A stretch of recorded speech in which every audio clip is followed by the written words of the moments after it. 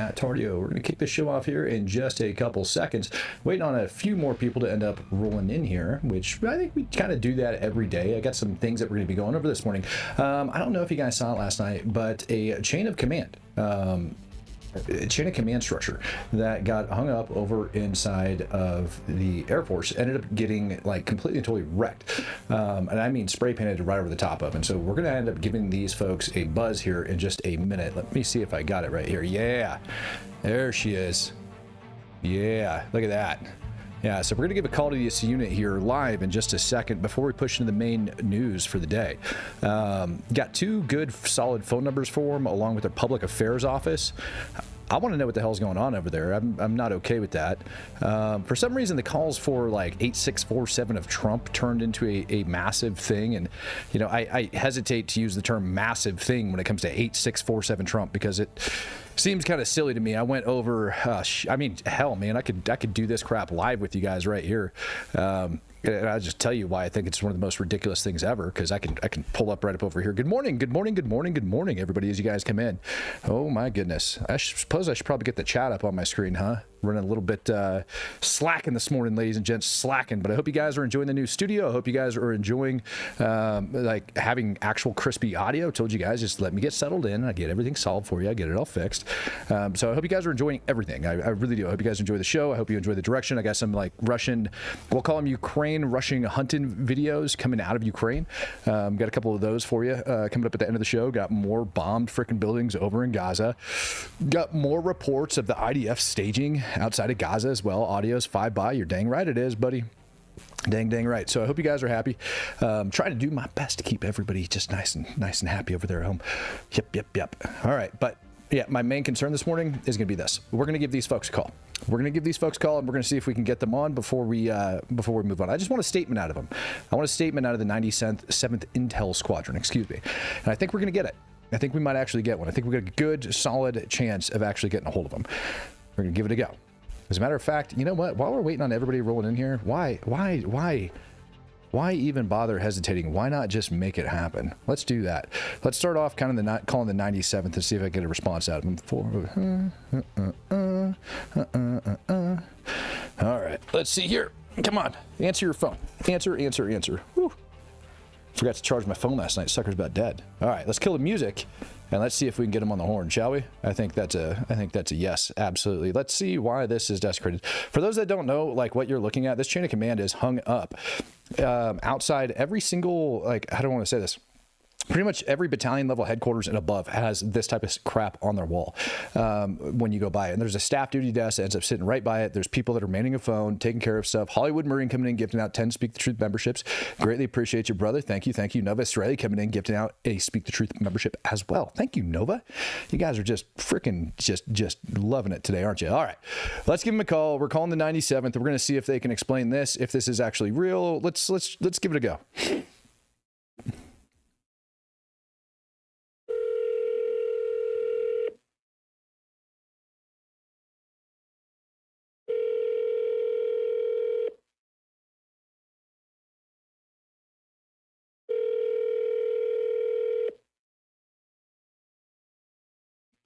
I don't think they want to answer. We're going to try them again at the end. I also got their public affairs office number, so we can call that here in just a sec as well. We're just not going to give up on this. I'm kind of curious to know what the heck's going on over there, and I don't understand why they don't have a response generated yet, for the love of God. I mean, this to me is one of them things that I just want out there. Who the hell spray paints the freaking chain of command FDT? For those that don't know, that means F Donald Trump. That would be the commander in chief. That's basically like, you know, going up to your battalion commander's office or somebody in charge, just like F that guy and throwing it up on the screen. That's not acceptable. That's not okay. We can't be having that. Christo coming in, gifting us Speak the Truth membership. Thank you, sir. Greatly appreciate you. It's not a prank call. I'm not prank calling them. You know what? Let's just go straight to the public affairs office and see what they have to say about it. How about them apples? Public affairs office should be open right now, don't you all think? I would like to think the public affairs office is open. Let me see if I can get that number up. Give me one sec here. I mean, you can't do this stuff. You can't and not have, I mean, just straight up not have it already filled out. Here we go. And if anybody's looking for it, it's the Offutt Air Force Base. I probably pronounced it wrong. Offutt Air Force Base. Give me one sec here. All right, contact us. There we go, the public affairs wing. 294-3663. It's a wonderful thing about being in the military and having friends. Wayne Public Affairs, this is Charles. I can help you. Hey, Charles, this is Matt Tardy. I was calling to see if you guys had any information you could provide on the spray painting over top of the chain of command from the 97th Intel.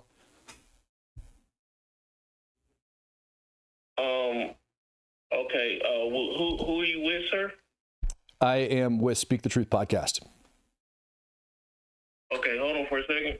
Thanks. Oh, snap, son. Public Affairs Office answered the phone.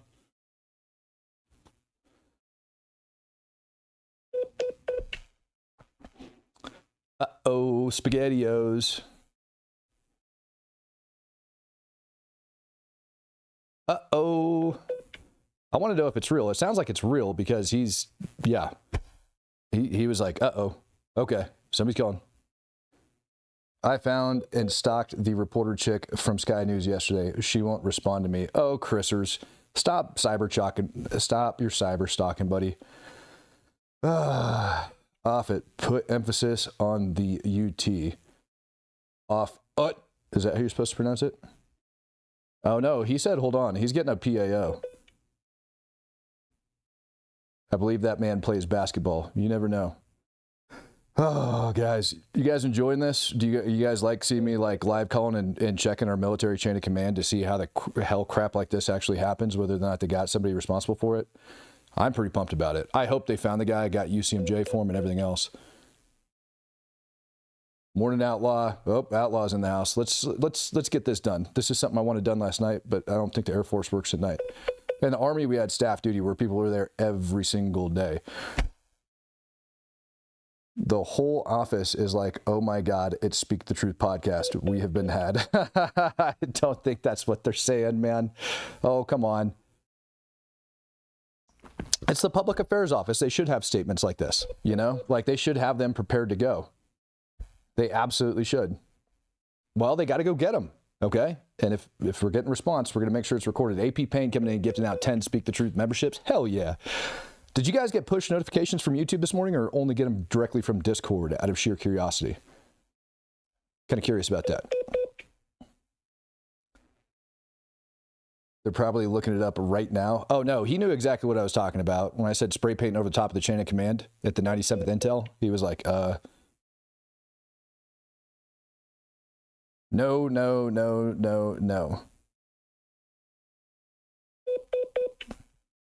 Up. Come on, buddy. They have to wake them up. Nah, man, they're there. They're 100% there. Just Discord, YouTube, both. Okay, I'm just curious to make sure that it's pushing out notifications for you guys. No notification. Sorry about putting you on hold for so long, sir. Oh, it's okay, brother. If you could send an email to, if you got a pen and piece of paper. Yeah, give me a sec here, real quick. Yep. Okay, go ahead. 55WG. 55WG Whiskey Golf. Yep. Okay. .PA. Okay. At us.af.mil. Can you okay, so I've got 55whiskeygolf.pa at us.af.mil. Can you tell me whether or not that's an actual thing? Did that actually occur? All your questions and everything that you need to know, sir, send an email to that and they will answer your questions, sir. Okay. Thank you very much. I appreciate you. Yes, sir. You have a good day. You too. Bye. Bye-bye. All right. Hell with it. Let's see what they got to say. Let's shoot this email out real quick, ladies and gentlemen, and maybe we'll get a response back here by the end of it. I hope you guys are okay with me sending that. Maybe I can give you guys a live update on this as we go. I'll make sure that the email is opened up as we go along here. Give me one sec as I open this sucker up because I want a freaking answer on this. Hey. Let's do it. Sending. What is this? This is the 97th Intel Squadron.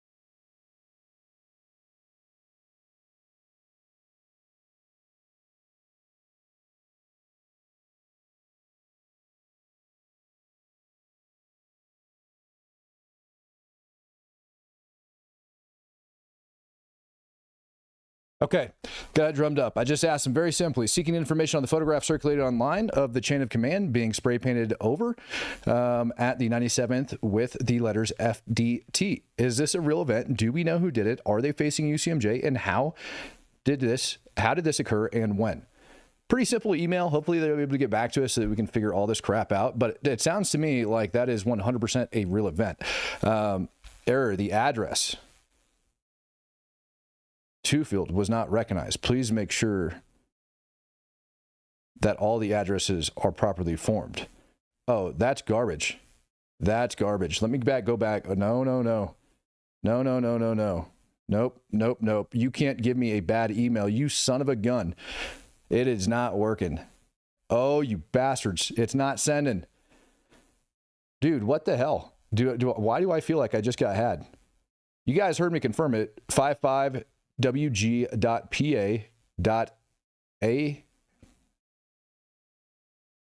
I think I know why. Hold on. Let me get it. I think I got this. Let me try this one more time. I think I can solve this equation. That might have been Matt's mistake. Oh, yeah. Sent. All right. Hopefully we get a response on that, ladies and gentlemen. Call him back. No. We don't need to call him back. That was a Matt error. Matt makes mistakes on a daily basis. How do I access the Discord? That's an excellent question. I'll tell you what I'm going to do. I'm going to grab the Discord link right now. If you are a true supporter, if you end up getting gifted out a true supporter link, I'm going to end up posting this up over to our community section or our posts. Okay. And you go over to our homepage. Give me just a sec. Let me grab the link. And if you're a true supporter, you'll be able to see it. If you're not a true supporter, you're not going to be able to see it. So we're going to take this post. I'm going to send everybody an invite link. So I'm taking a brand new invite link. I'm going over there right now. You guys will be able to get it. If you haven't been in the Discord, if you want to ask questions at the end of the show today, this is where you're going to end up going to do it. I'm going to go up over into our post. New Discord link going up time now. So you go over to our YouTube homepage and you go up underneath posts. And if you are a true supporter, you will see the Discord link. Get your butt over into the Discord and get up in there. Thank you for reminding me, because I have to post a new link every single week to make sure that you guys can get in there when you get gifted your membership or when you go ahead and access one. So appreciate you guys for coming in here. All right, let's go ahead and kick this show off. Let's get going. Too many sounds. Oh, heck no, baby. All right. Let's get rolling. I hope you guys are ready for the show. It's going to be fun. It's going to be a good one. Looks like there was air raid sirens over Bethlehem yesterday for a brief period of time. You get that up on your screen. Incog Faraday coming out, gifting 5 Speak the Truth memberships. Houthis allegedly shot a ballistic missile, and there's no signs of them stopping. I think they're just going to keep going. Oh God, dude, I completely and totally forgot about this. Last night, I ended up showing you guys protest videos that were coming out of UCLA. If you guys missed last night's live session, make sure you go and check that out, because there's more student protests. Cam Higby's on the ground. Cam actually said that this woman right here, who is an assistant professor, actually assaulted him, and he's got a video of it up over on his X account, actually assaulted him while he was over there filming and doing things of that nature. The lady just straight up like pushed him or some crap. He actually tracked her down and was able to find her freaking profile and ended up posting it. Then Cam decided to come out and he shared this today. He said, breaking UCLA vice president, so the freaking vice president over at UCLA, posted on his Instagram story a protest call to action at the UC police station. The vice president of UCLA, did you hear what I just said? The vice president of UCLA posted a call to action at the UC police station. This is in response to 2 protesters being arrested on campus today amid multiple assaults and conduct violations. And we watched it happen. We absolutely watched it happen. And then you end up seeing this right here. This is his IG post. I know it's hard to make out, but up in the top left corner, it says UCLA VP. It says jail support needed, 2 comrades arrested. Literally, the vice president of UCLA. This is the VP of UCLA. Uses the term comrades, number 1, holy hell, 2 comrades arrested, and then says UCLA is a militarized campus. 2 of our comrades were unlawfully arrested and need our support ASAP. Mobilize. Masks required. He's telling them to wear masks.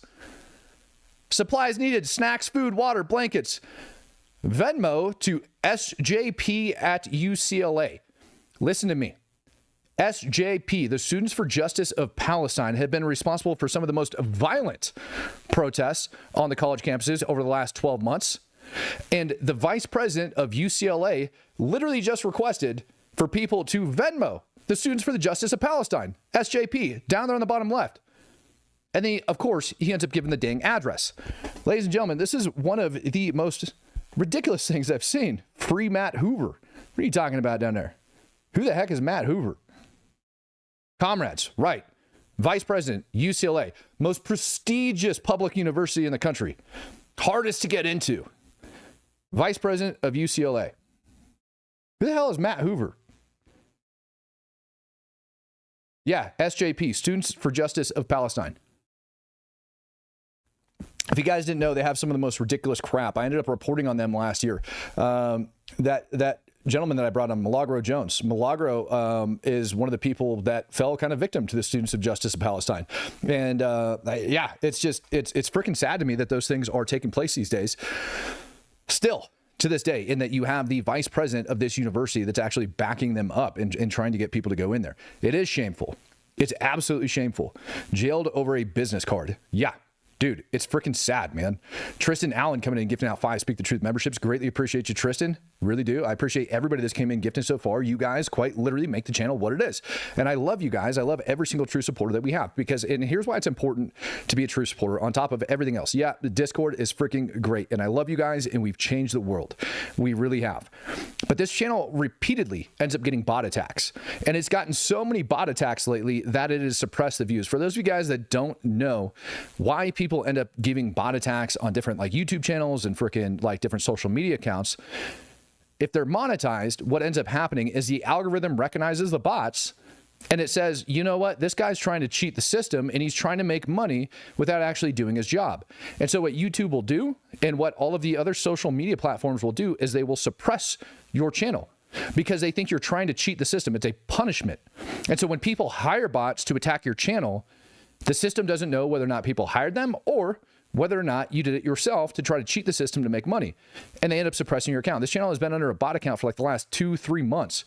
It's actually been quite a bit longer than that. Like we've had a lot over the last year, but over the last 2 to 3 months, specifically in the last 30 days, we've had a huge uptick in bot attacks. And you can see it because every single video I end up posting has these little like sex bots that end up jumping in there. And I have to suppress them. I have to go over there, kick it out, report it, and hope that YouTube does the right thing, which sometimes they do, sometimes they don't. Is there any way to get gifted if I'm watching from YouTube still? Yeah. Yeah. I'm currently, yeah. Yeah, you just click the little $sign down there and hit accept gifts and you'll be good to go. This video, I showed it yesterday, is finally making its way around. Somehow I was one of the first people to get a hold of this. I don't know, man. Tracking Genocide put this out. I talked about it last night over inside there. People are actually complaining about this. Israeli soldiers eating food, like cooking meat inside of a freaking building. And they're saying, oh, the poor starving Palestinians and the Israeli soldiers are over here bragging about being able to eat all of their meat. I don't understand why they're complaining about it. I don't understand. I don't get it because I could show you bazaars and markets. I could show you frickin' lots and lots of food that is still being produced over inside Gaza to this day as we speak. And yet people are complaining that the Israeli soldiers are cooking and eating with this beautiful view from inside of a Palestinian home as if they're not allowed to eat and or cook. I hate to tell you, but it is not my problem, and it's not anybody else's problem. Let's go over the map, and we're going to talk about this for a hot second here. We're going to go in and we're going to take a look, number one, at southern Lebanon, because this entire thing has kind of fallen off everybody's radar. And over the last 2 to 3 weeks, I have seen quite an uptick when it comes to airstrikes and drone strikes and things of that nature that Israel is conducting down inside southern Lebanon. There's not a lot of information that's coming out on it, but what it kind of looks like is that Israel is just kind of keeping Hezbollah back and at bay. Please cover Matt Hoover. His wife still runs the channel CRS Firearms. He has cancer and little girls at home he can't see while his health declines. Oh my God. All right, let me figure out this Matt Hoover thing. Maybe I'll do a video on Matt Hoover, situation dependent. I will take a look into it. I'll take a look into it, Chris. I just took it and I put it up over in my notes and stuff. So yeah, Matt Hoover. We'll take a gander at it. We'll see what we can do. see if we can come up with a solution for it. Okay. Just literally threw it in there. So let me make sure I've got that annotated properly as well on this other document, so I don't forget. Because you guys want me to, and everybody, I see a lot of people tell me free Matt Hoover, so we're going to look into it. Free Matt Hoover, and let's also not forget about Rich over at Angry Cops and the Unsub Podcast guys and everything that they're dealing with when it goes, with the Buffalo public school system and the child sex crimes that are taking place in there that are being suppressed and covered up. So we're going to be looking, again, I'm not letting that story die either. Thank you, sir. You are a true gentleman and a scholar. Cole, you're welcome, brother. All right, so yeah, southern Lebanon, haven't seen a lot. Now, what I have seen, and we're gonna go down here and we're gonna talk about Gaza real quick. What I have seen is lots of troop movement. Well, I wouldn't say troop movement, troops being staged, okay? Troops being staged. There is a heavy concentration of the different airstrikes that are taking place, generally speaking, in two different regions over inside Gaza, all right? One up here in the north over in Beit Lahia, and Jabalia. And you can see how freaking close they are to each other if we really zoom in on it. The refugee camp has always been historically one of those places that ends up having bad. You only got about a 2-click separation between the two, right? So 2-kilometer separation in between the two. It's not really that much.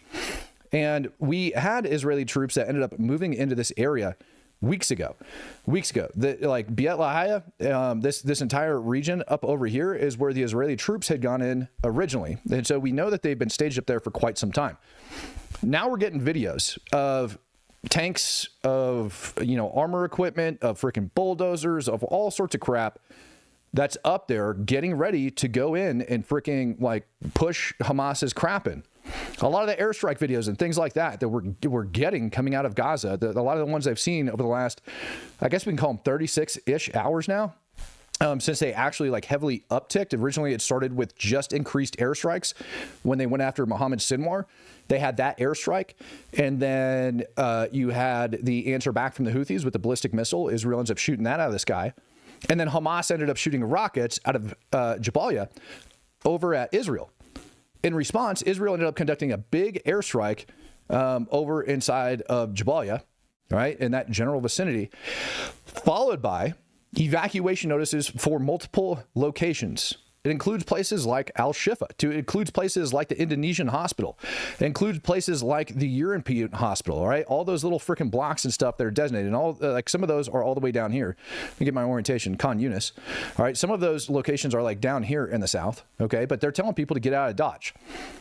There's also reports of people that are listening to it, okay? There's reports that people are listening to these evacuation orders that are being issued by the IDF, and they're pushing further and further south. But the problem is when they're getting south, they're going to these different refugee camps, and I should have a video of it in the stack here coming up. When they get into these refugee camps, there's either Hamas members or armed militants that are guarding the camps that are shooting at people and trying to get them the hell out. They don't want them there. Now, I'm trying to determine whether or not this is Hamas punishing people for actually fleeing the area, because that is possibility number one, that Hamas is punishing people for actually fleeing and leaving. Possibility number two is that they just don't have room and that there's riots and things like that that are starting. You're going to see that video here in just a little bit. Long story short, after all of that migration and as all of that crap is happening, as people are pulling out, last night we ended up seeing a huge uptick in naval gunfire and artillery in addition to airstrikes. So they're getting hit with artillery, they're getting hit with naval gunfire, and they're getting hit with airstrikes. All three of them. Over and over and over. They're just getting slammed. And that's a good thing, because Hamas has been set up for a while. I found so far 2 brand new videos over the last 24 hours. I've been able to identify 2 new videos that I haven't seen before, and I pretty much see all of this crap, of Hamas ambushes on IDF troops as they're beginning to move throughout the Gaza Strip. Now, a lot of people are looking at this and saying that, oh my God, Israel is back to committing genocide. They've heavily upticked in bombing. They've heavily upticked in airstrikes. Artillery is bad, blah, blah, blah, blah, blah. But the deal is we have people now, and you guys have seen these different pictures and videos and stuff like that over inside of the Gaza Strip. I know you've seen them. I'm looking for one in particular that I think is a pretty good sign/indicator of what they're dealing with. All right. Nope, it's not that one. Well, here's your staging videos. Number one, here's this lady reporting, saying that they're going in there. We begin Bernama World with this. Israeli tanks took up positions near the Gaza border on Thursday as airstrikes killed at least 85 people. Most of the dead were women and children after strikes hit homes and tents in the south. The military. Now, the claims that most of the deaths were women and children, it kind of makes me laugh that they're going off of that. And I mean, it's cool. You can see them staging over there, right? Like you can see all the tanks and the armor and stuff like that. I got another video right here that I can show you. I believe I actually showed this one yesterday of all of the tanks and armor and stuff like that being stacked up. I can't remember if I showed this yesterday or if I showed this last night. I can't remember if it was a morning or an evening find. And this is another staging area of all of the freaking military equipment and stuff that's ready to go in there. 85 people with a question mark, right? And we're going to talk about that, right? Because there's a big difference here. ICC prosecutor behind Israel arrest warrants reportedly on leave amid sexual misconduct probe. Doesn't surprise me, man. Doesn't surprise me at all. Not one freaking tiny bit. This report that I ended up seeing this morning, please, please, for the love of God, where are you? Don't make me search for you again. This is what I call the lowest press video, and I want you guys to see this. This is the type of crap. These are the reports that people are getting. This is what they're citing in the news. I hope you guys are ready for this. I'm just going to turn the volume up and let it play. Let's start off by just looking at these two individuals. One is supposedly a medic, and the other one is supposedly a member of the press. Haven't seen either of these two knuckleheads before. It's a very low-level post that I was actually able to find today, right before I ended up coming on here. Just listen. السلام عليكم. كنتش حابب اسجل الفيديو هذا لكن مضطر ان انا اسجله بسبب اقول لكم شيء بسيط من اللي احنا بنتعرض له وبنشوفه في الميدان. طبعا كما الكل يعلم انا باخر 3 ايام زادت وتيره الاستهدافات عندنا في شمال غزه مما ادى الى عدد كبير من المجازر. For those of you that are listening that can't actually see what he's saying that there's been an uptick in the bombings over the last 72 hours that have forced a ton of people to leave, and it ended up leading to a massacre. Today, we are multiple bombing sites, whether it was Tal Zatar, Al Satan area, Jabalia, Al Faktura, all of which are full of residents. What I want to say is that the missiles that are being used are new missiles that we are seeing for the first time. I mean, a house that is made up of 3 floors, suddenly you find that it has gone underground with no trace left. The house and the residents in it all buried underground. This dude is quite literally saying that Israel is dropping bombs on Gaza that are swallowing houses, like they are so big that they're swallowing houses whole, causing everybody to disappear. That's the claim. That's the claim this gentleman literally just made. And the dude sitting behind him with his headlamp on, with his brand new white press vest, seems very legit. Whether alive or martyred, they have no trace left. I swear, no trace. This situation, folks, is very, very difficult, and it's truly tragic in northern Gaza. Now we're going to switch, and we're going to go to the press reporter. At this point, more than 15 bombings.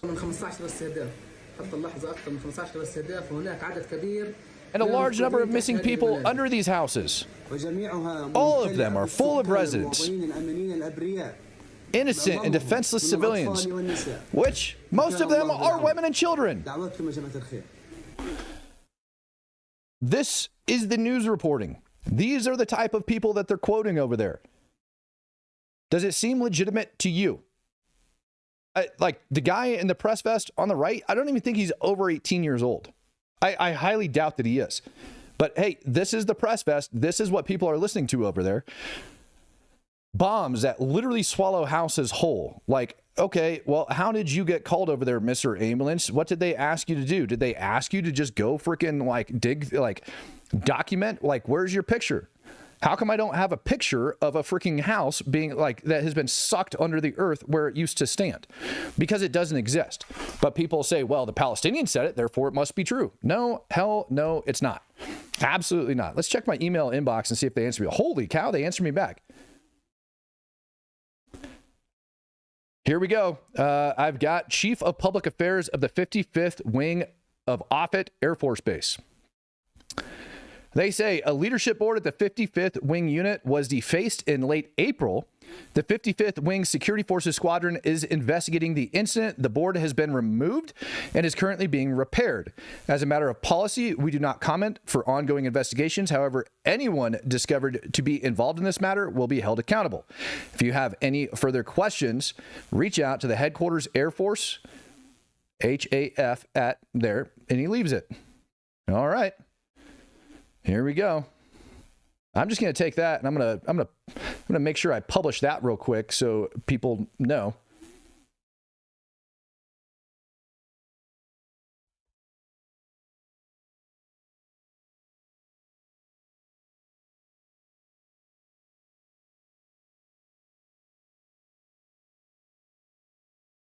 I want to make sure this actually gets out there because it's freaking annoying, man. Like we can't be having this crap. Seriously. I want to make sure that this information is documented. I want to make sure that people get it out there because if this happened at the end of April and they haven't figured it out yet, that to me is an issue. And I think it should be an issue to most people that end up coming across this. Our military cannot be degraded to the point that people think it's acceptable to go in and spray paint a freaking, board and nothing comes out of it. So late April and nothing has happened yet. Nothing. How is that freaking possible? I don't know. I'm going to be perfectly honest with you. It shouldn't be possible. It should have already been taken care of. At least they answered me back, though. I'll give them that. At least they gave me an answer back, and it was a very quick response, so I'm happy there. You can't, yep.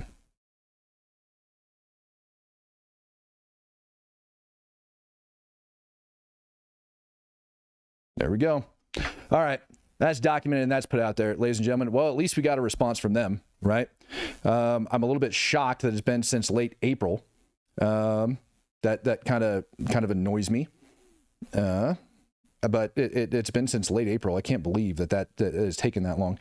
There's a particular reporter that I do want to send this to while we're at it. So if you guys don't mind me doing a little bit of work while I talk to you before we end up kicking this next portion of it off and getting back into crapping on people.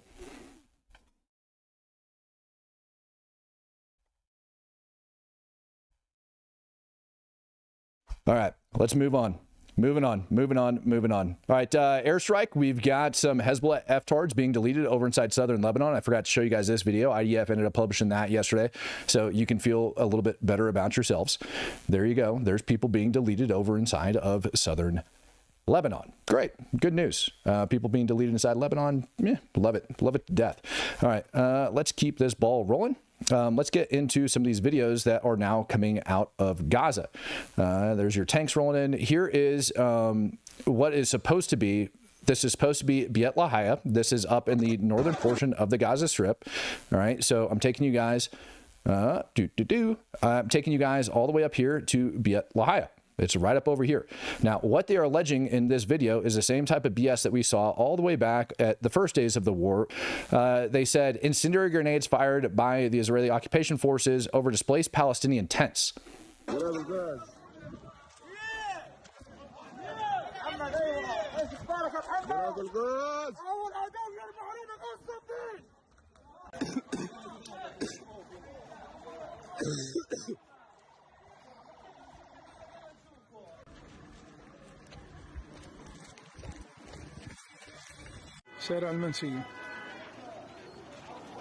Now, this to me, as I look at it, is not smoke from incendiary grenades. This to me is just standard dust following multiple bombs, multiple airstrikes.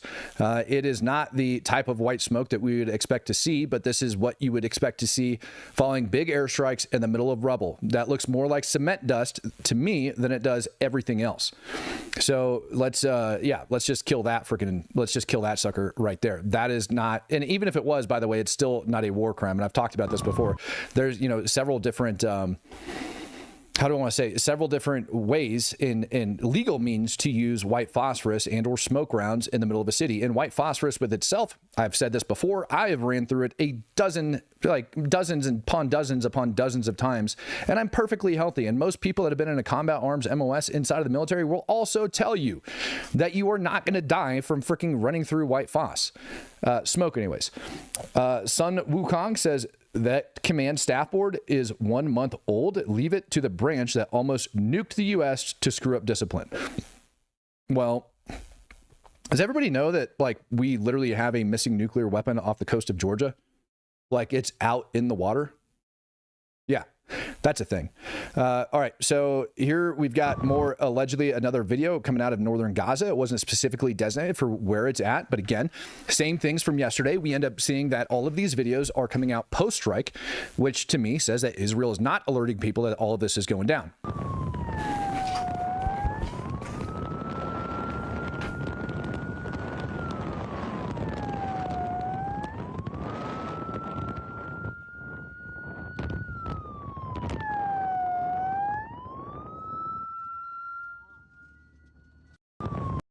There you go. That's, I mean, these are the type of videos that we're currently getting out of there. Not a heck of a lot. Here's another one.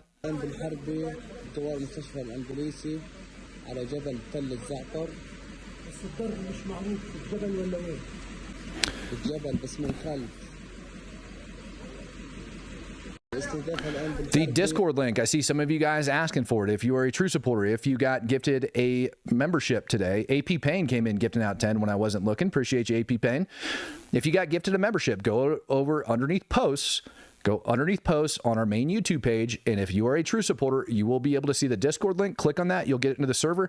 Please respect the rules. Talk to the freaking mods. Do everything that you need to do, and just be respectful while you're in there. There's specific places. If you guys want to post NSFW stuff, there's a place for that. If you guys want to post freaking, I don't know, stuff on Ukraine, there's stuff in there for that. If you want to keep up with the current trends, if you want to join me in a live discussion here at the end of this broadcast, you're more than welcome to do that in there as well. All right. All of that stuff is available up over in the Discord. I take questions in the Discord pretty much every single morning here live on the show.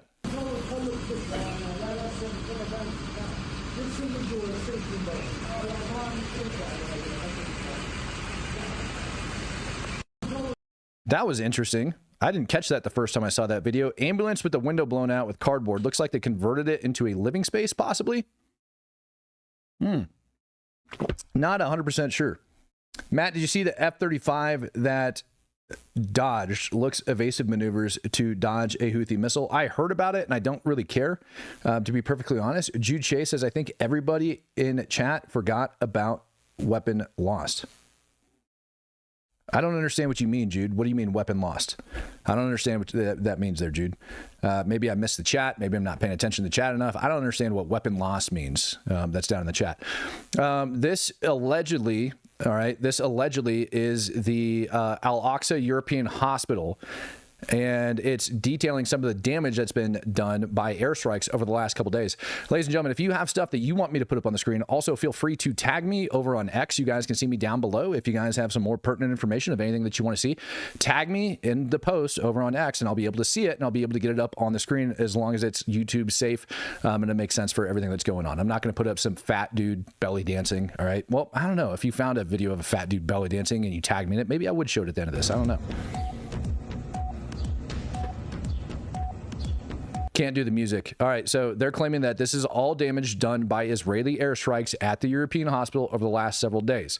Now, I do not see any evidence of direct strikes to the European hospital. It does look or appear like if you look up over here at the top, you can see all of like the broken glass and things like that up here at the top. Down here, these windows seem to be perfectly intact. So different types of glass, things like that. That glass ended up shattering.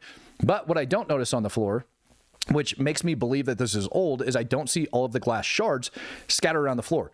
What I do see is a bunch of dirt and dust that appears to have settled over a long period of time. So something has happened. Those windows have been busted out. I don't think they were busted out recently because I'm not seeing the dang glass in here. We can go back to the very beginning. Look, I'm not seeing it. But they're saying that this is what the bombings have caused over there. Okay, so a couple blown out windows and exposure of what? Some sunken ground, what appears to probably be a tunnel shaft or something of that nature that they ended up targeting. Likely it's what the IDF is going to end up saying. We paid for that crap. We don't own it. I'm hurt. I need gift gods. Empty room, looks abandoned. Yeah, no kidding. These hospitals and things like that have been freaking, I don't know. They're used, but they're not. Watch Israeli occupation warplanes are carrying out intense strikes. This is the Indonesian Hospital. Again, same location. غارات إسرائيلية عنيفة ومتتالية بجوار المشفى الأندونيسي الآن.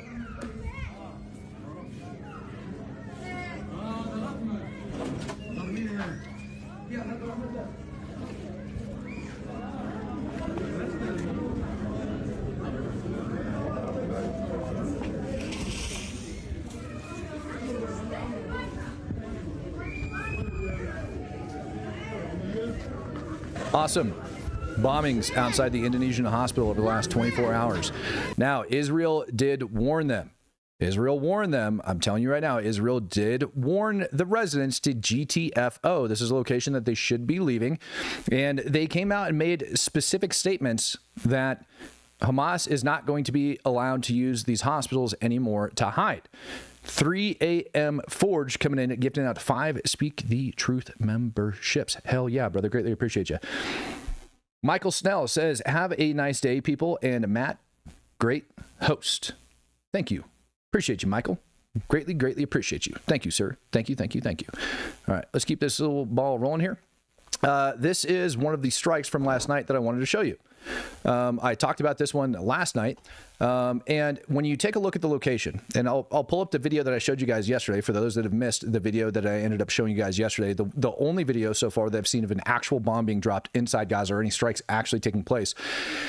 And I'm going to show you and I'm going to talk to you specifically about what ended up happening in that video. But I want you to take a look at where this video is being recorded. It's clearly in a rubble city. Not sure where. It says it's in Jabalia. Don't know if it is. Don't know. But notice the building. Notice the building surrounded it. It's not someplace inhabitable. It's not someplace where they can get freaking supplies, but yet there's somebody hiding inside. To me, that signifies that it's likely a Hamas fighter or somebody of that nature that is hiding in the rubble and waiting for IDF to show up. And they're taking videos of these airstrikes and posting them online. 3M Forge says, Matt, can you bug Rob to get some more NFG hats in stock? Yes, I can. I will bug the living hell out of Rob to get those NFG hats in stock.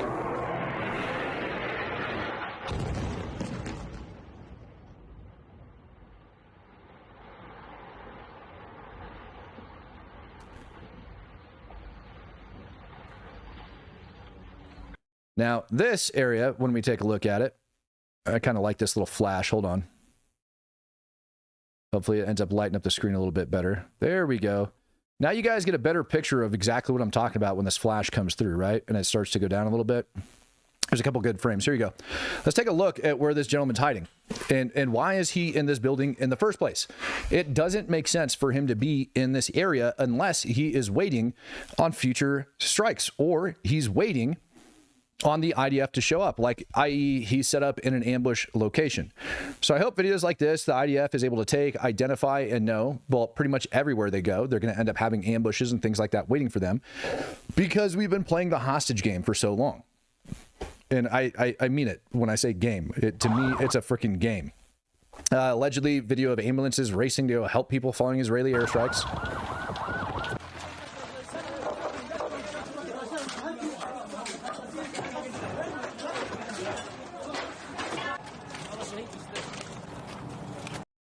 Yep, forgot. That one I can't. Yep, that one I think I can't show. They're worried about people being dug inside the rubble. Actually, no, that's safe for watch. Let's watch it. It's okay.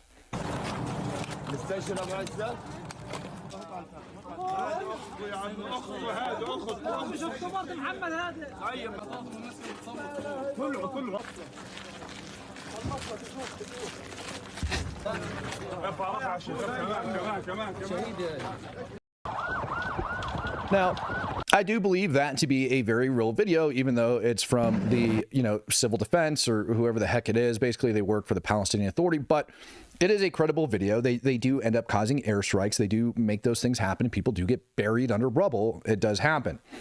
My question is, who is it that's being buried underneath that rubble? Why are they still there? You're going to see why here in just a sec.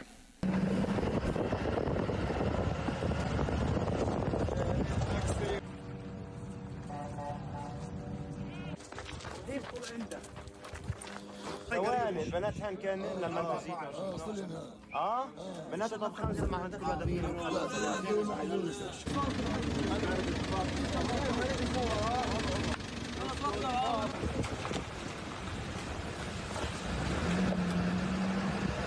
There they do, rolling around Gaza, trying to find bodies, doing everything it is that they typically do. It's one of those things. I'm going to go ahead and open up the Discord. Oh, you know what? There's one other thing that I want to bring up that I haven't brought up yet. One other thing that I want to bring up that I haven't brought up yet. This. I don't know how you guys feel about it. James Comey ended up, former director of the FBI, ended up tweeting this out yesterday. And I know Nate Vance posting to his Instagram yesterday. He says, "Cool shell formation on my beach walk, 8647. If you've worked in the bar industry, you would know that 86 means to kick people out. If somebody's being 86ed, they're permanently banned from that location, or to remove, et cetera, et cetera, et cetera." They're talking about removing Donald Trump. And FBI, who is it? Some Congress, I believe I can't remember, a senator or congressman, already filed a response, or not a response, already filed a complaint over to the FBI asking Kash Patel to look into this. I want to say, who was it? DNI, Tulsi Gabbard, last night ended up coming out and saying, look, this is an issue. He's probably going to need to get charged. We need to investigate this. It's not okay. But this is a very real thing. I went over last night and checked, because I saw rumors that yesterday was the 8,647th day since September 11th. So I went over and I fact checked it. This is a screenshot from my cell phone. I went over to Google because people were saying that Grok was given different dates and information. So I went over and I double checked it on Google. It turns out yesterday was the 8647th day following September 11th, 2001. So I've got a feeling that there is enough doubt, that they're going to have that Comey probably isn't going to get arrested. I've just got a feeling. If any of you guys are counting on that, and by the way, I think there's greater hills to die on. I really do. I think that the right is pushing this issue way too far. Some of you guys, I don't want to get into political commentary and stuff, but holy shit. There's better things that we can do with our lives other than this. Understanding that there's been multiple assassination attempts on Donald Trump, understanding all of that stuff, he is entitled to his political beliefs as much as I hate them. He can call for the removal of Trump. There's already people inside of Congress calling for a freaking impeachment of Donald Trump. All right, that these things are happening on a daily basis. There's bigger hills to die on. Michael Snell says, have a nice one, Matt. I love the streams. God bless. Best of luck, mates. Thank you, Michael. Greatly appreciate you, brother. Really, really do.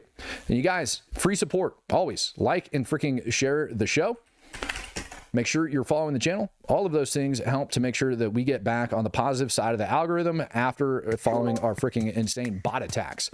Right now, I'm heading over to Discord to get you guys and to have some discussions and to have some conversations, because I think these conversations and discussions are important. Wow, how did that get moved so far out of whack, man? I gotta check on my stuff. I can't believe that that's actually happening over there. You guys, welcome up into the Discord. Nate, obviously, I'm looking to hearing from you because you and I have a completely different discussion on these things. You know what? While I'm waiting on people to get in here, I'm gonna go ahead and turn my cam on, wait for everybody to get up over into the Discord. There's something else that I want to show you guys. I forgot. I've got a video of Russians getting schwacked, and I want to make sure that gets up on the screen. So let me grab that because there's nothing like Russians getting schwacked.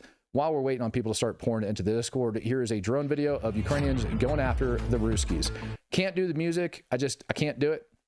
I can't do the music. Hate the music. Music drives me nuts. But dude, these little freaking drones that they've got operating over there inside of Ukraine right now are doing very good. And while we're watching this video, it's time for me to give you a short update. Allegedly, what the peace talks are going to, Putin's demands for these peace talks is for Ukraine to withdraw from all Russian occupied territory. He's not giving it any sort of a freaking like back down. He's not coming to the table with anything. He did not show up to the peace talks over in Turkey. And to remind everybody, freaking Putin was the one that suggested it in the first dang place. And then he sends a couple of his low-level peons over there. Zelensky doesn't show up. And now people are getting kind of pissed. It's completely and totally worthless. The peace talks are completely and totally worthless. Oh, here we go. Let's get this next one up on the screen. Here we go. Play. Freaking music, man. Like you don't have to put the music on there. It drives me nuts. You don't have to put the crazy music on here. This is a pretty freaking awesome video. Check that freaking sucker out, man. That is just a badass freaking boat, if you want my honest to God opinion. I freaking love that thing. That's freaking cool as it goes up. But the front lines over inside Ukraine, the pro-Russian guys are saying that absolutely we're taking a buttload of train from Ukraine. We're kicking their butts. We're kicking their teeth in. They're doing no such thing. All right. The front line has barely moved. Again, I've talked to, dude, I feel like for the last year, I've talked about this. No strategic gains have been made. And when I say strategic, like things that are actually going to impact the war front, none of that has actually happened. The only strategic gain, in Matt's opinion, and I wouldn't even call it strategic. I'd call it more of an operation. It's not even strategic. It's an operational gain. Like the only operational gain that we have actually seen over the last year was when Ukraine invaded Kursk. That's it. As the only operationally significant thing that I've seen, just because that drew Russian troops out of the DPR and LPR. Other than that, it's just been a slaughter up over on the front line.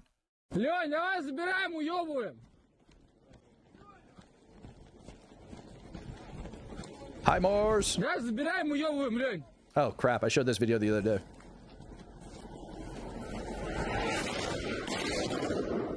Flat. Oh, my goodness. We need that man's camera. That's what we need. All right, let's go in the Discord. Let's see who we got up over here, ready to come up and speak. Got myself a hand raised. Mr. Nate Vance is in the house, ladies and gentlemen. Nate, sir, good morning. How are you? There he is. I'm not too bad. There's Mr. Nate. How are you today, sir?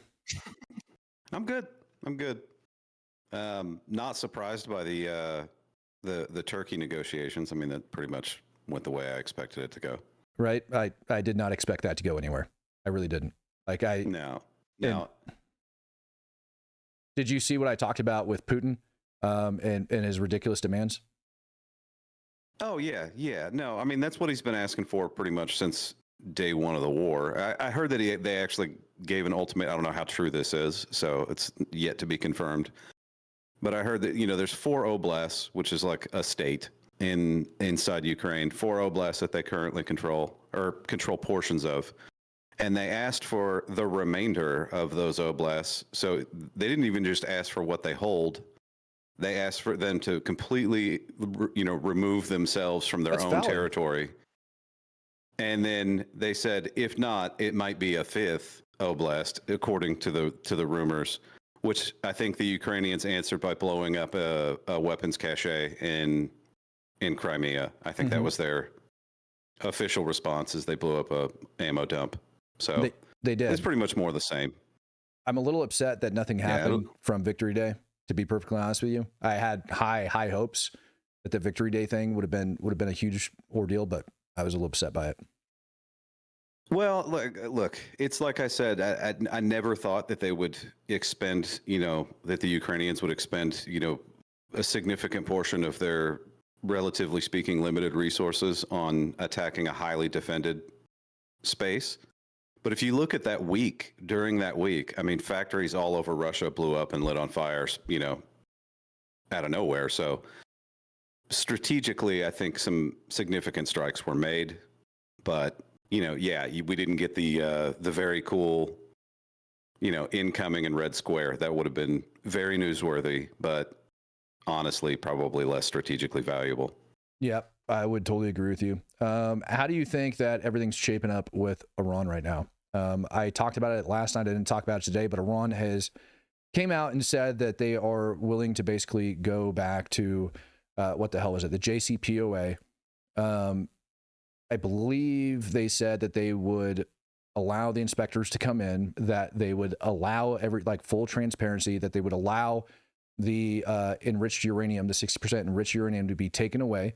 They actually acknowledge that it is like very easily made into weapons grade freaking uranium, and that they will keep it at a peaceful level. That's their come to the table. I trust Iranian. Well, I trust the IRGC about as much as I trust gas station sushi and truck stop hookers. So no, I don't think that they're gonna. I wouldn't trust them at this point. I mean, I don't know. I mean, it's like, you provide these off ramps to avoid violence. Yep. But then essentially, like, you really, like, at some point you're like, look, we did the JCPOA. That didn't stop them from enriching uranium. So they're like, let's go back to that. And then once that nuclear genie's out of the bottle, it's out of the bottle.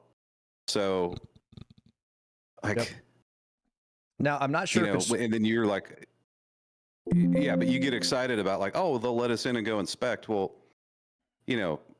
Iran's a huge place. So even if they let inspectors in, I mean, it's not like they can't hide stuff from you. You can't see the whole country all at one time. I mean, it's just, right. I don't know. I don't like it. Now, I haven't seen official confirmation of this yet. I've seen people saying, officials familiar with the matter or whatever, that the U.S. answered back to that suggestion from Iran, or that peace offering from Iran, that they are not allowed to enrich uranium for 3 years. They have to give up all their crap. There has to be actual inspectors that go in there and take care of all this crap. They're not allowed to enrich uranium for 3 years. Then we will assess it. And if everything goes as planned, then they can enrich up to 3.67%. But until then, they have to import. That to me doesn't sound like a logical conclusion. I did see a video of Trump this morning. I'm not sure if you've seen it. There's a video of Trump this morning saying that he wants to open up economic deals with Iran, or trade deals with Iran, and that what he's doing is he's using these trade deals as kind of leverage. So by lifting the sanctions that are in Iran and opening up trade with the United States, it'll be more prosperous people and blah, blah, blah, blah, blah. That sounds absolutely stupid to me when it comes down to Iran. I'm going to say that, because all you're going to be doing is pumping more money into their economy, which is then going to allow them more money to hide and enrich uranium. It doesn't change their radical ideology whatsoever.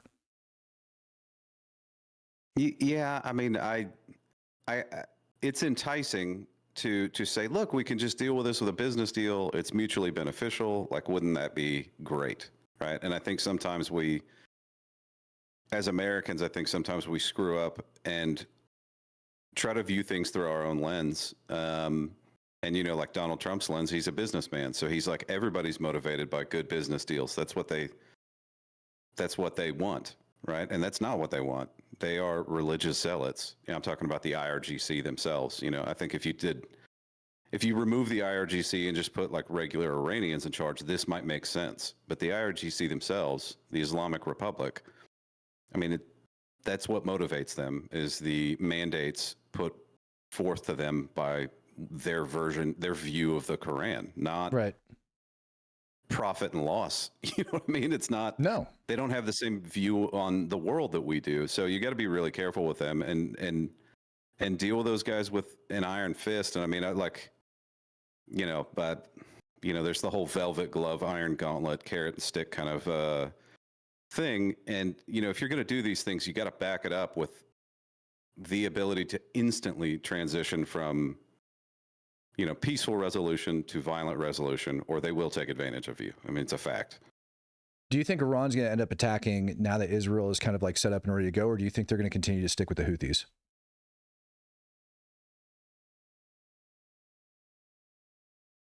I don't know. I think they will. I mean, you look at that big shipment of rocket fuel or rocket fuel precursors that they had delivered. Mm-hmm. You look at how big that explosion was. And that's not to build like one or two rockets. That's to build a bunch. So, yeah, I think they're getting ready for something. I mean, obviously, they're going to get ready for like defensive things, especially if the U.S. and Saudi and all of those countries are kind of verbally threatening them. Of course, they would start doing defensive measures, but you don't start building offensive rockets unless you plan on going on the offense.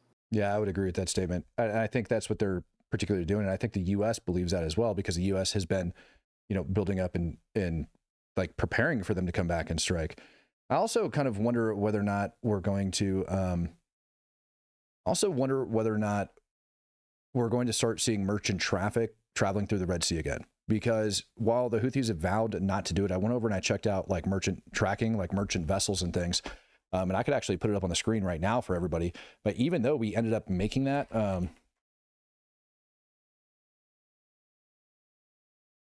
there's no real, signs that merchant traffic is actually going through the Red Sea. When I ended up going over there and looking, I didn't see a lot of it going through there at all. So I am, let me see here, trying to find the appropriate region. What the hell happened here? This doesn't even look like a dang map. What the F is going on with this? Oh, I see the way they did this. Okay, kind of weird. All right, so let's go take it out. Let's go take a look. Oh, wow.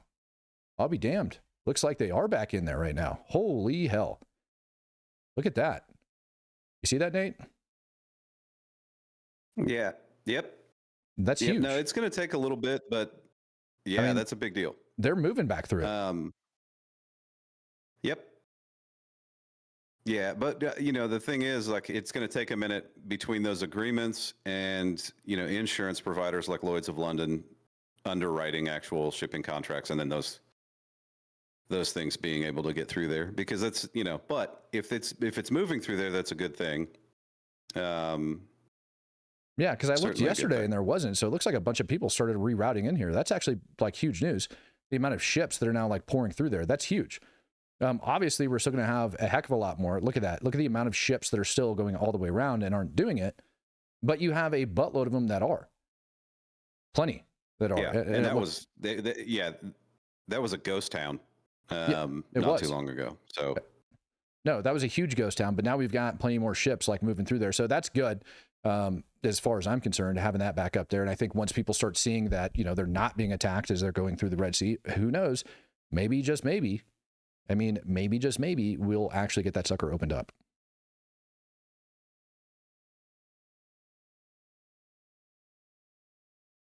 Give me 1 sec. I got to send this message down. Then, gotcha. Go ahead. No, talk. Do your thing. No, I was just going to say, and,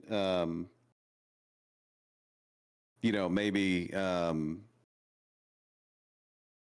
the Iranians will use that. I mean, well, we already know they're using that as an opportunity to kind of rearm the Houthis with those two boats that came over with all the dead cord and detonators and stuff like that. But the freaky thing to realize with that, those two boats getting intercepted, is that's just two little boats, right? How many are being sent? And, that's an incredible amount of dead cord and detonators. Right. And, like, for how much explosives? Where was the explosives those things were,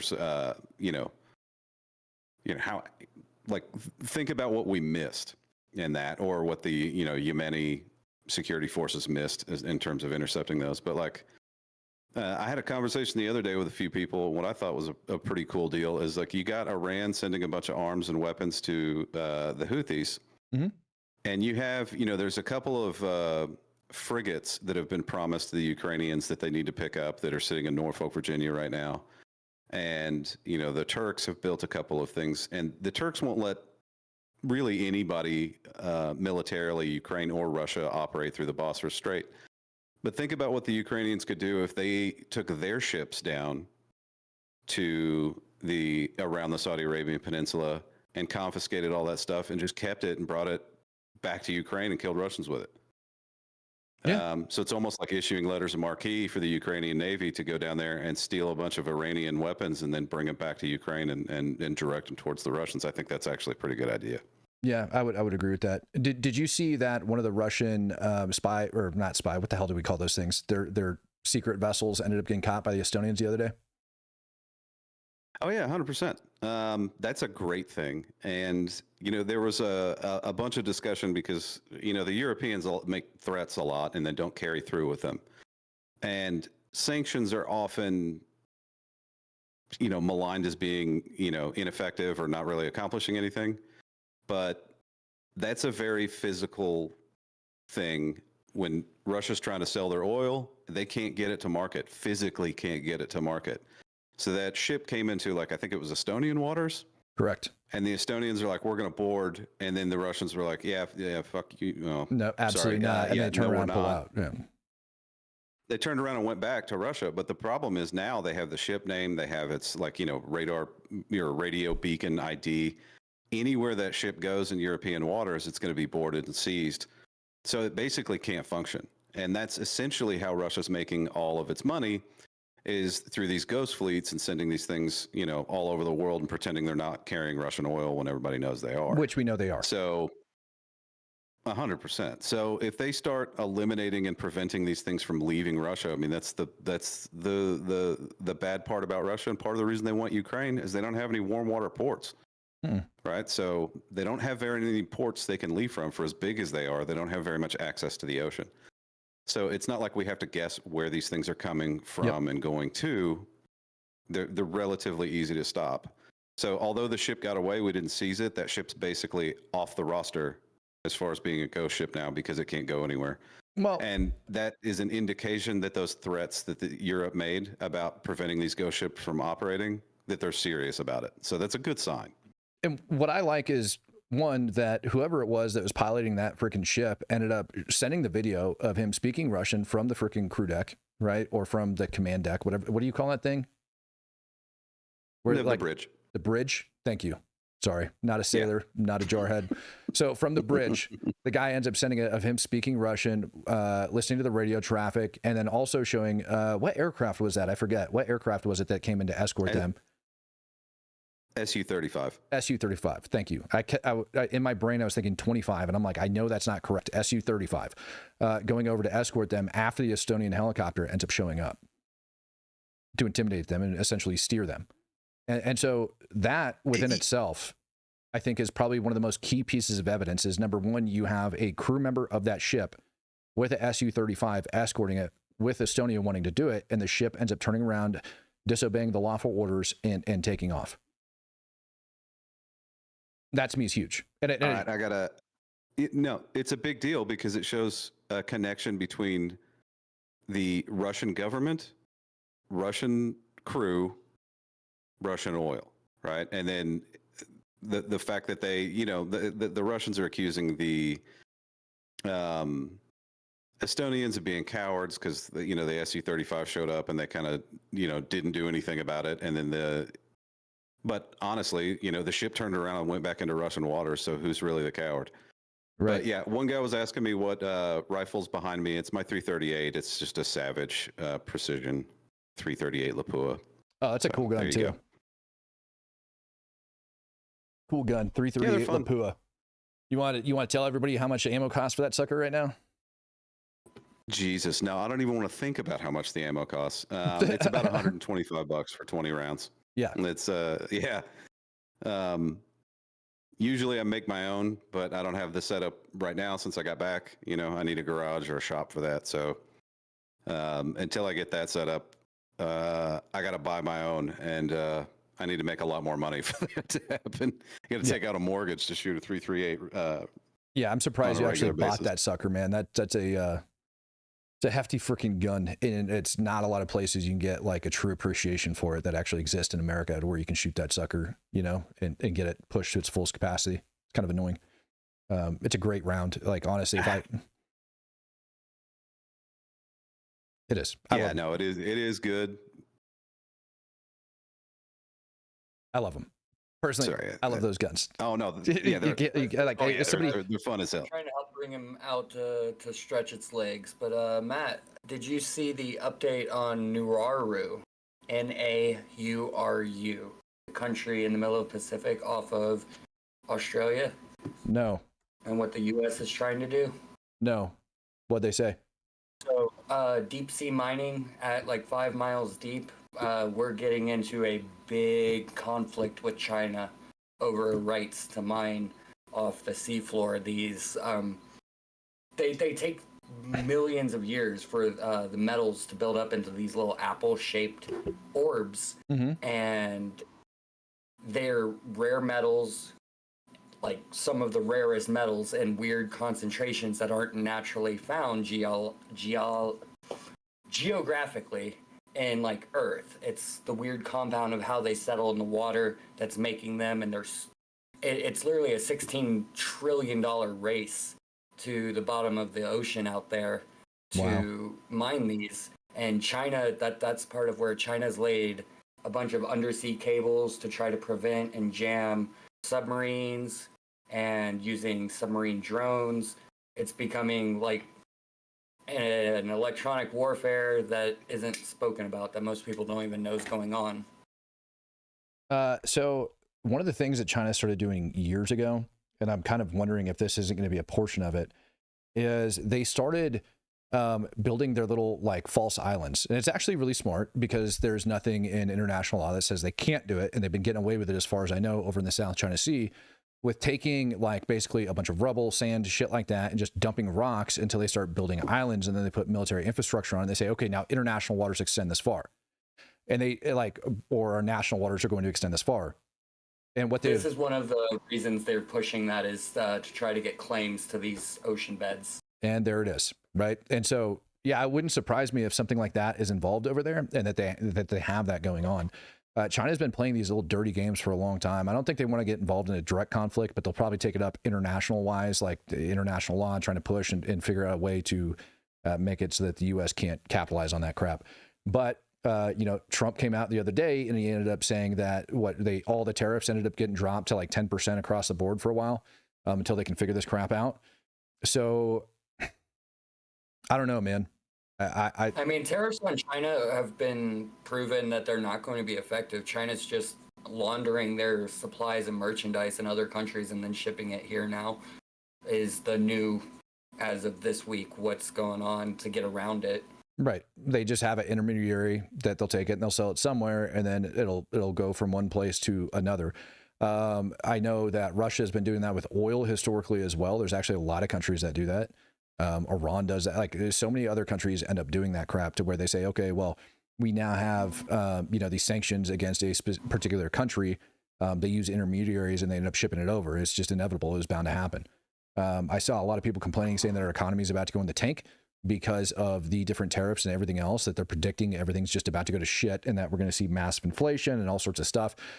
Reality is that prices currently are falling over here in the United States. So that's a good thing. Nate, anything? Yeah, I mean, the concept of the Chinese doing shady stuff and trying to move their product behind and get around the tariffs. The problem with that is every middleman gets money. So if the Chinese have to use several middlemen to get their products over here to avoid tariffs, all the money that those middlemen get paid, China doesn't get paid. So See, that's it's where, it always the Panama Canal came in, right? With they were shipping through there and using Panama and Panamanian shipping to like wash to get out of the tariffs. I don't know about, I mean, they want the canal because they want the Chinese want to control the canal because they want the ability to control free trade across the globe, which was kind of the, you know, not so unwritten pact that the U.S. had after World War II. Is like, look, you know, in order to keep the world peaceful and profitable, we'll monitor the high seas so everybody can ship their goods wherever they need to ship them. And that's kind of the deal we made with the, you know, Western Europe, and that's why this century has been the most profitable century for the world ever in history, right? It's the amount of people that have been lifted out of poverty across the globe post World War II has been dramatically higher than any other period in the history of the world. So, you know, the high seas need to be kind of free and not turn into, you know, a lawless fucking, honestly, you know, land of pirates like it used to be. It's I've been reading reports, like it's kind of been going back that way because you've got Panama isn't a large country, doesn't have a large GDP, but 26% of all maritime ships are registered to Panama. Yeah, well, it's the same concept. It's kind of loopholing, like, oh, they're Panamanian ships and they bought it, so it's their supplies, not ours, even though a Chinese company owns, I think it's 42% of all shipping vessels in the world. Yeah, I mean, wow. All countries do this. All countries have that third-party kind of backdoor dealing thing. So, like, the most famous one that I'm aware of is, like, during the Cold War, obviously we weren't doing business with the Soviet Union, right? but we were going to make this thing called the SR-72, and it was primarily made out of titanium, and the Soviet Union was the largest producer of titanium in the world. So he found a bunch of third-party companies through a bunch of different, through a bunch of different countries throughout the world, and we purchased the titanium to build the SR-72 out of Russian titanium, and then used the plane to spy on Russia. So, I mean, it's not an uncommon thing. When historically America admits, like, hey, this wasn't politically legal to do. It was kind of a gray area. Versus no, it wasn't even a gray area. The fact that they're trying to screw over the world economy. It wasn't even a gray area during the Cold War. It's completely illegal for us to buy things from the Soviet Union. So when, when China does it, I mean, sanctioned route around it where it was legal, but kind of just iffy in how they were doing it. But that could just be CIA propaganda too. It was congressionally approved, like, sanctions against the Soviet Union. It's illegal for us to spend U.S. tax dollars on Soviet stuff. Mm-hmm. But we did it because we had to, right? There's always going to be that thing. But my point being that if you put a tariff up, it's like saying, okay, cocaine's illegal, right?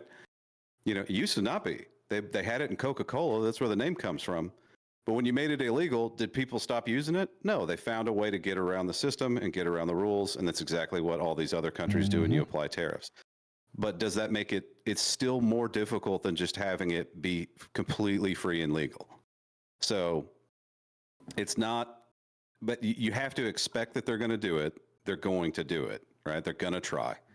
The thing is, how do you combat it, and how do you deal with the fact that they're going to try?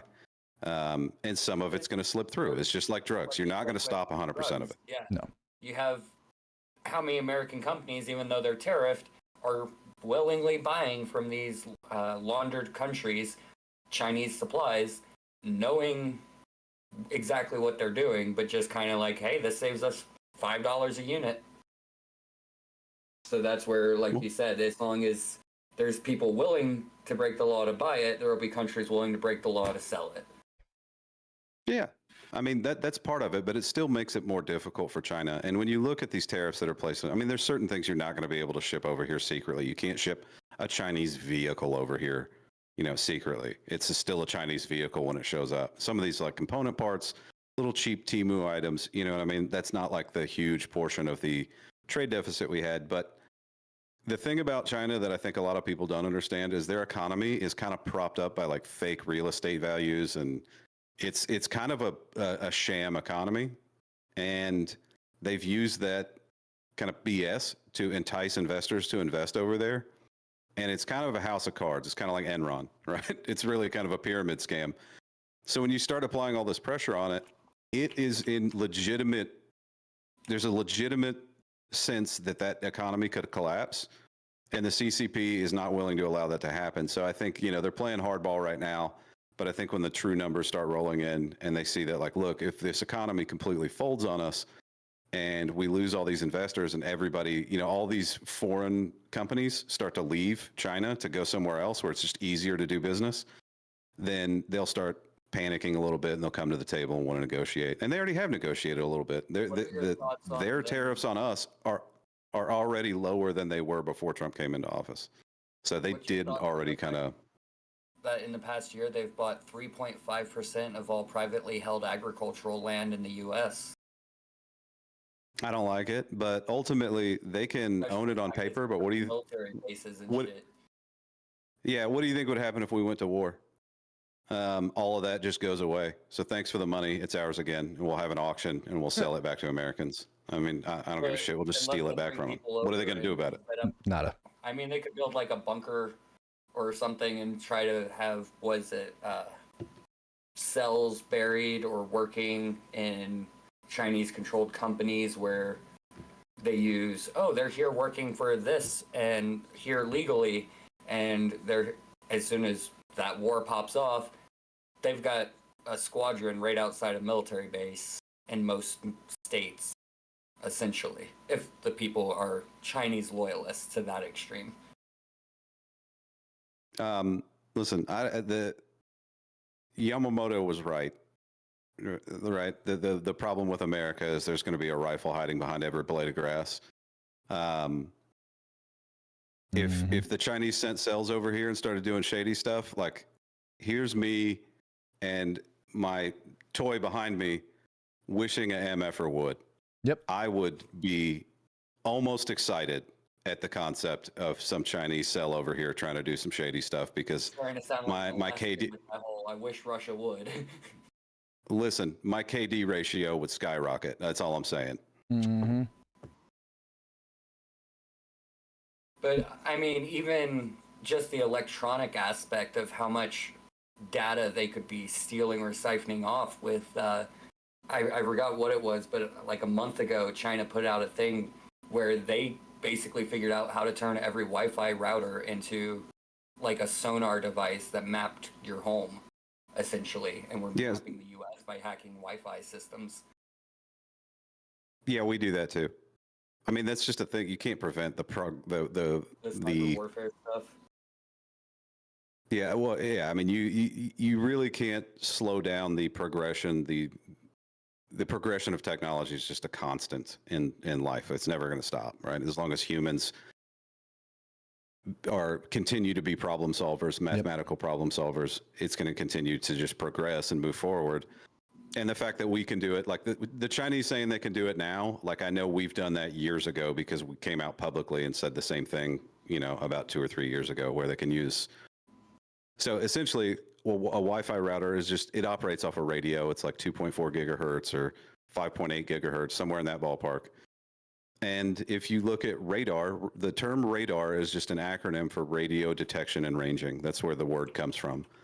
So radio waves bounce off of stuff. So if you have radio waves and a receiver, you can interpret those radio waves into essentially a picture, and that's how radar finds aircraft.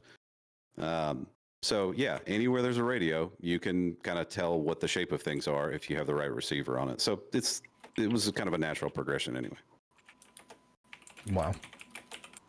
Well, Nate, do you have anything more?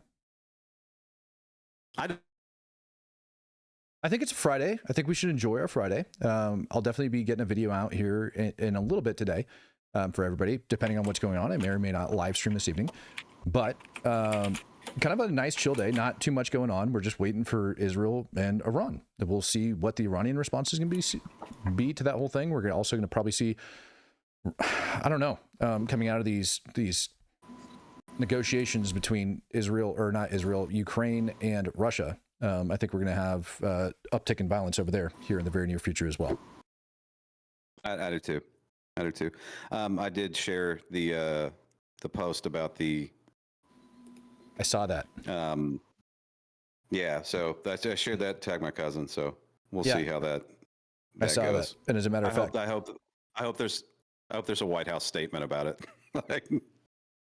There better be. I mean, I might have sent it to some people up top as well. So we'll see what just on the side. So we'll see what ends up happening. Yeah.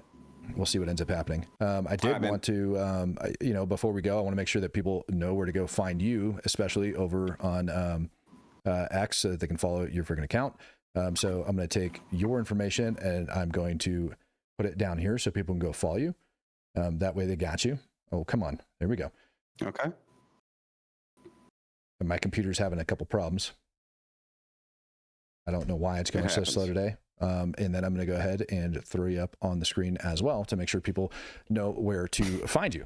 That way they can. So if you guys want to go follow Nate up over on X, I made sure to post in the comment section over there on YouTube. You guys can go follow him over there.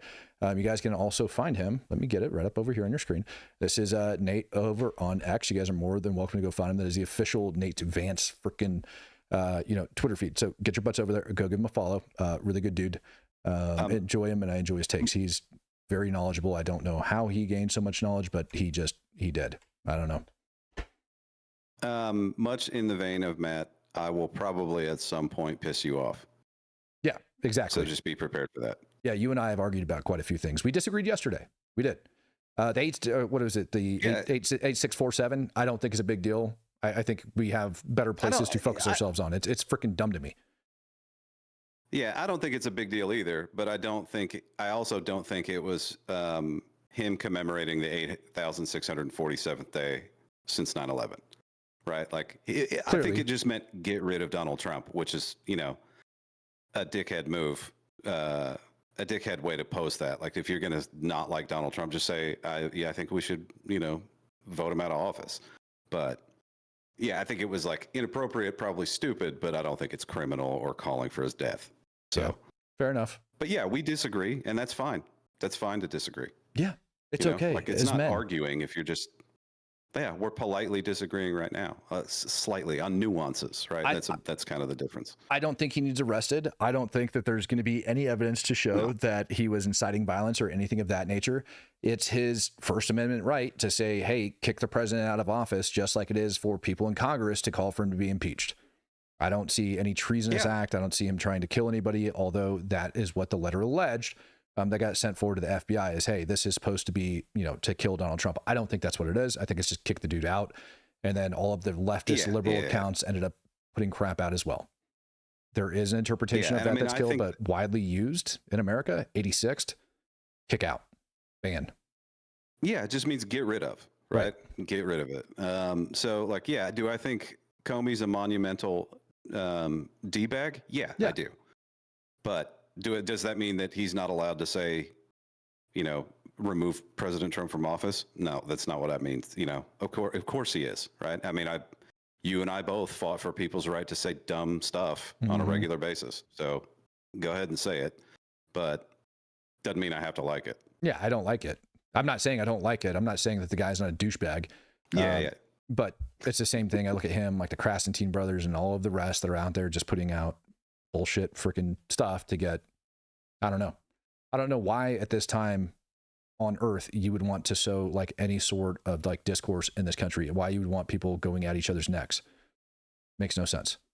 Unless you have something that's about to get your ass in trouble that they're about to uncover.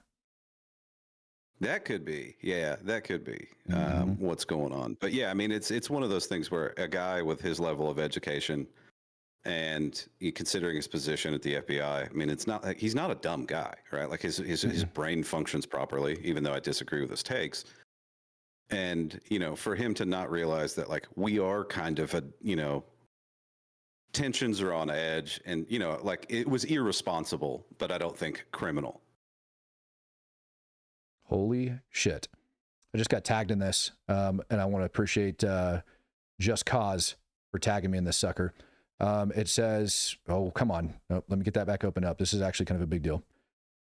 Defense Minister of Israel, Katz, has threatened to eliminate the Houthi leader if Iran-backed group continues to fire in Israel. Quote, the IDF now struck and severely damaged the ports in Yemen that are under the control of the Houthi terror group. The airport in Sana'a also remains destroyed. As we said, if the Houthis continue to fire missiles on Israel, they will suffer painful blows, and we will also strike the heads of terror, just as we did to Mohammed Deif and the Sinwars in Gaza, to Nasrallah in Beirut, and Hania in Tehran. Whoa. They claimed Hania? Holy shit. Ismail Hania. You know what I'm talking about, Nate? I do not, actually. That's not my area. Oh my God. So, holy shit. Over inside of Iran, like last year, Ismail Hania, huge leader inside of Hamas, ended up getting schwacked. A freaking bomb went off. Like, he was over in Iran visiting in like one of their little diplomatic apartments or whatever, where they put him up. And they didn't really say. Some people were saying it was an ATGM that ended up hitting his room. Then it later came out that it was an explosive in the room before him that ended up detonating. And I don't recall Israel did not take responsibility for that immediately. And this is the first time publicly that I have seen Israel take responsibility for it, because they assassinated him over on Iranian soil now. That would be confirmed if I'm able to confirm this quote, which I'm about to go do it. The defense minister just quite literally admitted to assassinating Hania over inside of Iranian territory. Well, that's pretty provocative if that's the case. And that is this is the thing that I've been bringing up. There's kind of a divide amongst people as to whether or not we'll actually go kinetic with Iran. And they're like, yeah, the U.S. will kick the can down the road. They'll avoid conflict at all costs. And I'm like, yeah, but in this situation, like, so they use North Korea as an example. And I'm like, yeah, but there wasn't this little country called Israel in the neighborhood of North Korea. Israel will bomb the shit out of Iran with or without our approval. You know what I mean? And if they do that, there was South Korea, which North Korea was threatening to nuke the whole time, which was pretty close.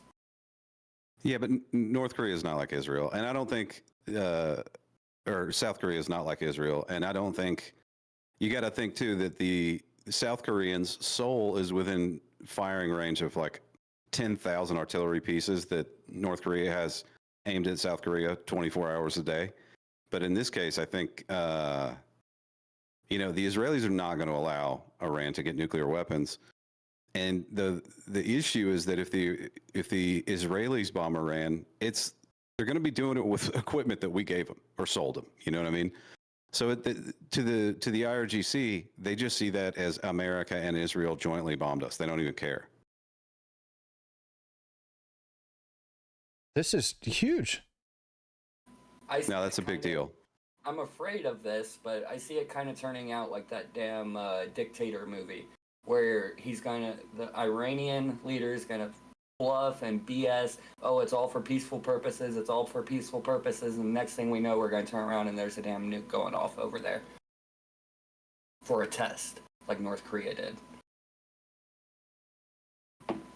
I'm not saying like it's going to be treated the same as North Korea or should be. I'm just saying like I have a feeling they're using them as their guideline for how to do this. And that's where they're going to mess up. I think the Iranians are using the North Koreans as an example of what to follow, but I'm interested to see what Matt's digging up over there. That's exactly what I just did. I went over and I double checked the defense minister. It's an official post from the Israeli defense minister, and he 100% did. He said, if the Houthis continue to fire missiles at the state of Israel, they will suffer painful blows, and the heads of the terrorist organization will also be hit, as we did to Mohammed Deif, the Sinwars in Gaza, Nasrallah in Beirut, and to Hania in Tehran. They just provoked Tehran. That's what that was. They didn't give two shits about the Houthi leadership. They just literally admitted to assassinating somebody. They just freaking provoked Tehran. I'm telling, like, if that's the kind of talk that we're getting out of Israel, like, that's what I'm saying is, if we don't initiate kinetic operations against Iran, Israel will. Like, they will not. The U.S. can make whatever deals it wants, and Trump has already came out and said that. How many forces can Israel sustain at once, though? They're fighting like 5 different fronts right now. It doesn't matter. They're worried that frickin' Tehran is going to get a nuclear weapon, or already has one. That may be why they're going and pushing into Gaza the second time, is just to secure it. Because once they get ground forces in there, then that's one less area they have to worry about. They can, divert their air power at that point. Maybe that's what they're thinking. Yeah, possibly. I mean, yeah. Well, I think Israel's going in to secure Gaza for that, for a very good reason. And I think they are tired of kind of like these stalled negotiations with Tehran, because that's, in my opinion, what they were waiting on. And now that we've kind of reached this little front over there, and Israel literally just admitted to assassinating Hania, what other line can you draw from that? Somebody in the comments said they admitted that in December, I believe. Let me see. Yeah, Charles Clark said it was admitted in December. Really? Yeah,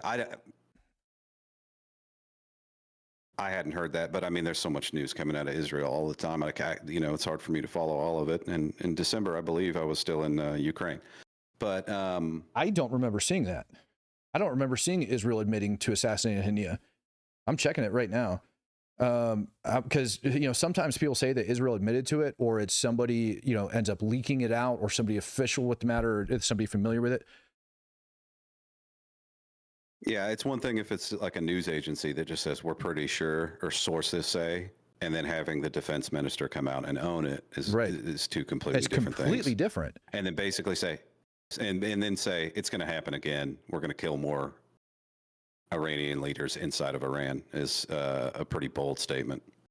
Well, I mean, it could be Houthi leadership that's hiding over inside of Iran.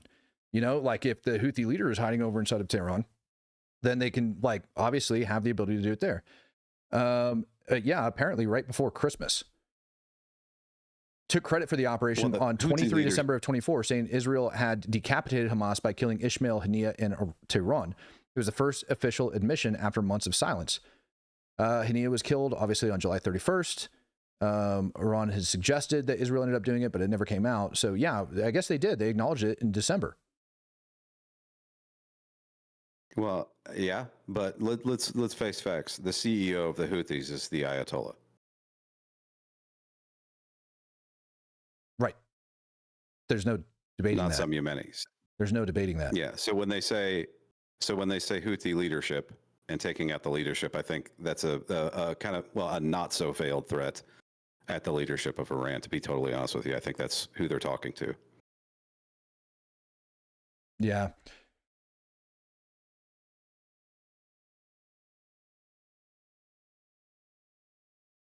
Yes, Charles Clark, your name got mentioned twice now on the Speak the Truth podcast. So congratulations. Charles Clark got mentioned?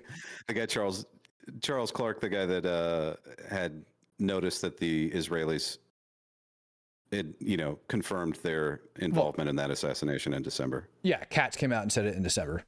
Katz did in December, ended up owning up to it, which is amazing to me that they actually did that 5 months later. December 23rd. That's why I missed it. It was like right before Christmas. I was out of the freaking loop. Times of Israel and Reuters both reported on it back then.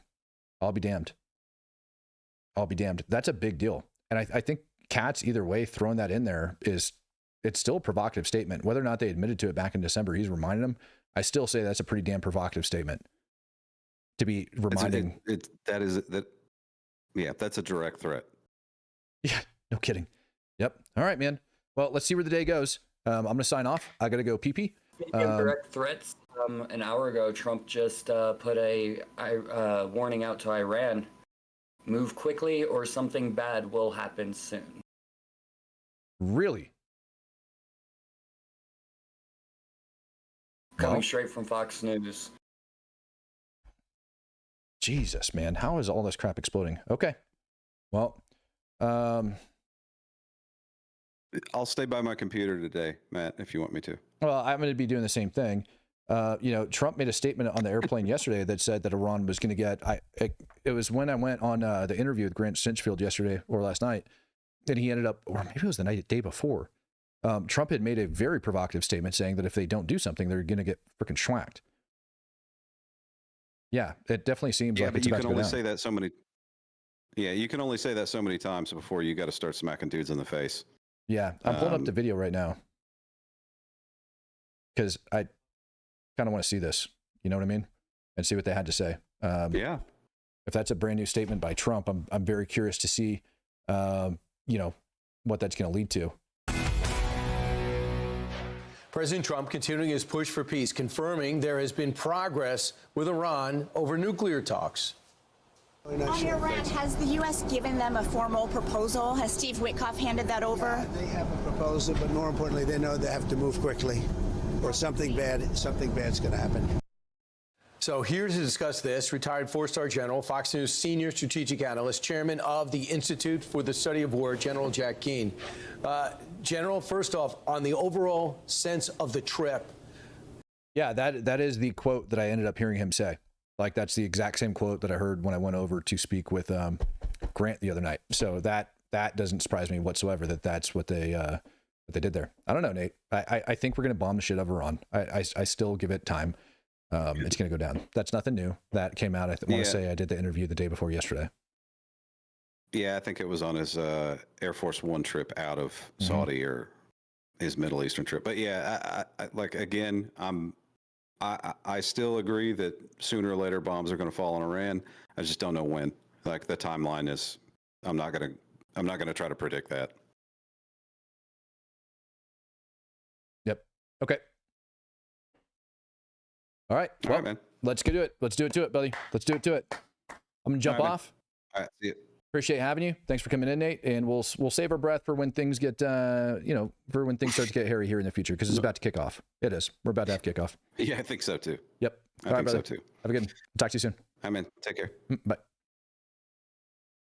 All right, ladies and gentlemen. Well, I want to thank every single one of you for stopping by on the Speak the Truth podcast today. If you haven't yet, make sure you subscribe to the channel. For the love of God, I love you guys. Not only subscribe, make sure your notification bells are turned on, especially right now before this entire conflict comes to a head, because it is about to. We have reached kind of like the crux where it's make or break time. So make sure you guys got those turned on.